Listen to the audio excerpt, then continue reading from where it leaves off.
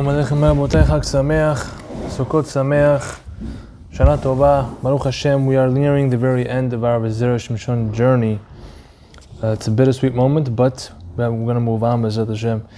This is going to be the shiur on the Zera Shimshon for Parashat HaBeracha, which we are planning to read, hopefully on the Chag, the holiday of Simchat Torah, in a few days from now.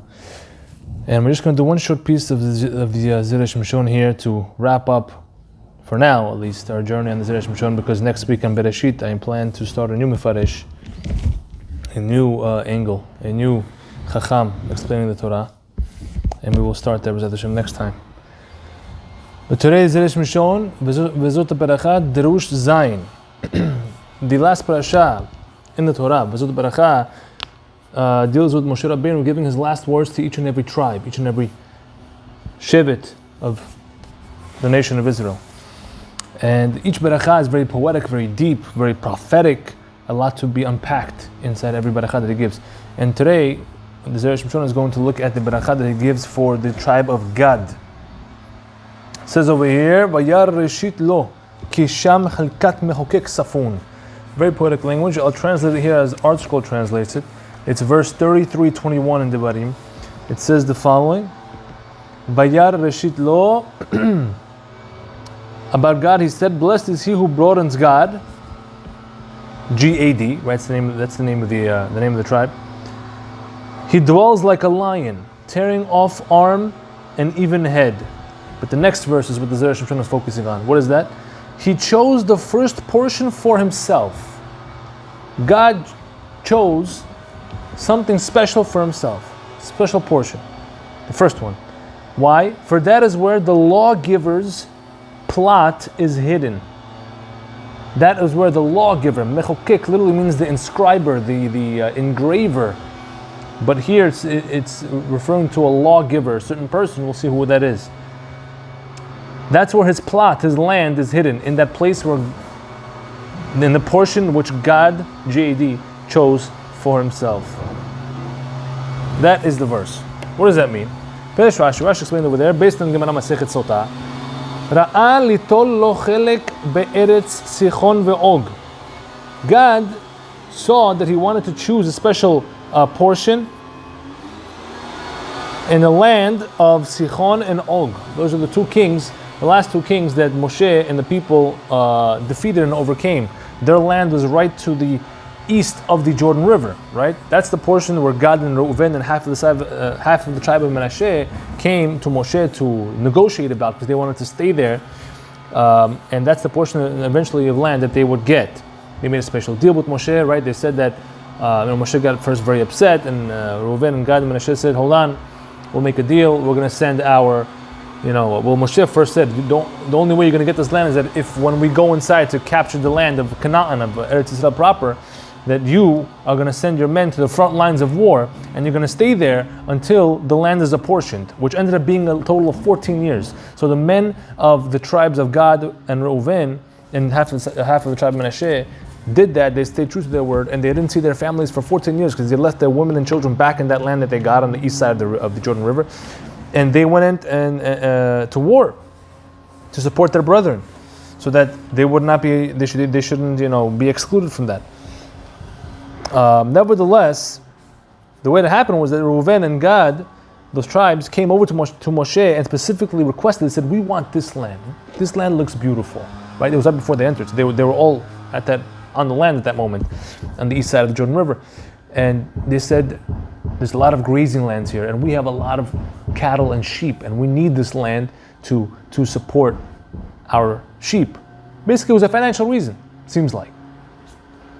The Torah simply says there, it's in Parashat, I believe Parashat Matot, if I'm not mistaken, Parashat Matot, where the Torah makes it simple. It seems like their main reason was a financial reason, that they really thought this land would fit their needs.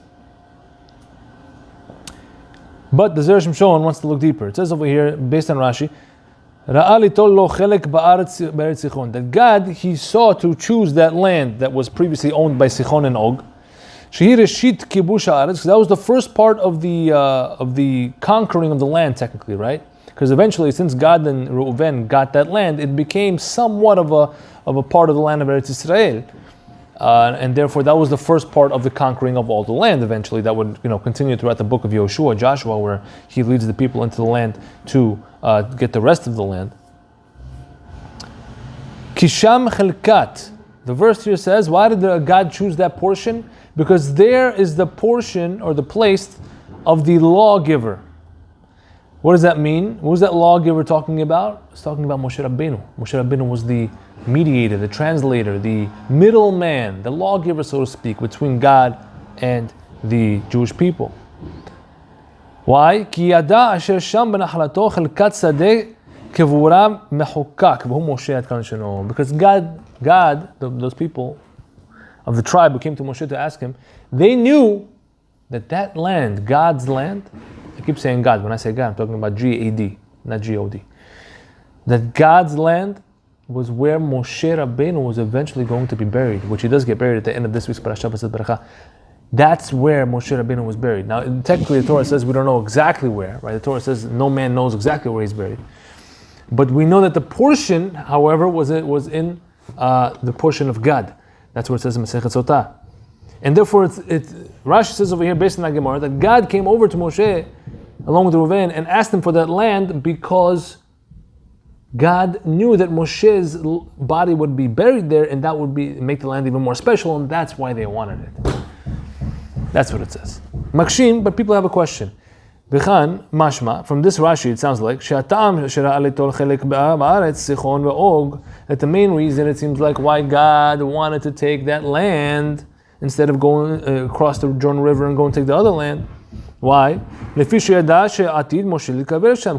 Moshe Rabbeinu was going to be buried there in the future, and that's why it was a special land, and that's why he wanted it. But nevertheless, above in Parashat Matot, Bamidbar, Lamed Bet Aleph, over there it says, Ita, if you look at the whole conversation between Moshe Rabbeinu and the tribes of Gad and Reuven, Ita ta'am acher, it says another reason over there. It seems like it says simply a different reason. What does it say? Dichtiv umiknei rav haya livnei Reuven. The Torah says that the sons of Reuven, the sons of God, had a lot of cattle and sheep, and therefore that land was fitting for them, because they had a lot of grasslands over there that could feed them. So therefore, it seems like the Torah is telling us the reason why they wanted that land is because of a financial reason, not because of Moshe's eventual death over there. And it can be explained, this contradiction can be explained how? Based on what the Ramban wrote. The Parashat Matot over there, Lamed Bet Bet, says, Shebnei Gad hem natnu ha'etzah livnei Reuven. Ramban says that God, the sons of God, the tribe of God, they're the ones who came over to Reuven first, and they're the ones who planted the idea and gave them the advice that we should take this land here and not cross the Jordan River. They started the whole domino, effect. לבחור להם ארץ סיחון ואוג. Why? שכן מצינו שבכל הפרשה מזכיר הכתוב בני גד קודם בני ראובן. Because if you look at that parsha over there in Matot, when they're having a conversation with Moshe, and Bnei Gad and Bnei Reuven, those, they're mentioned, usually God is mentioned first. It says the sons of God and the sons of Reuven. Sons of God and sons of Reuven. So God is mentioned first as the leader, the initiator of the whole process, which is unusual because Reuven is the firstborn. So if they're going to be mentioned together, Reuven should be mentioned first, it seems like. Nevertheless, God is mentioned first. Why? Because in this situation, they were the ones who started the whole advice, the whole idea to stay there on that side of the land. But there's only one verse, however, where it flips the order. The first verse in that conversation, where it says Reuven first and then God. And what is the context of that verse? That they had a lot of cattle and sheep. And the reason why over there, that's one exceptional verse, that Reuven comes first, is because he's the firstborn. That's what the Ramban says. Nevertheless, the mashma, from here we could learn, says the Zera Shimshon, that even though Reuven had a lot of cattle and sheep, nevertheless he didn't really put his mind, he didn't really want to request that land of Sichon and Og on the east side of the Jordan. They never would have wanted it if it wasn't for God, right? If God never gave them the advice to stay there, Reuven would never have thought about it. If so, therefore the reason that they had a lot of sheep and that's why they wanted to stay there, it's not enough of a reason. It's not a sufficient reason. Right?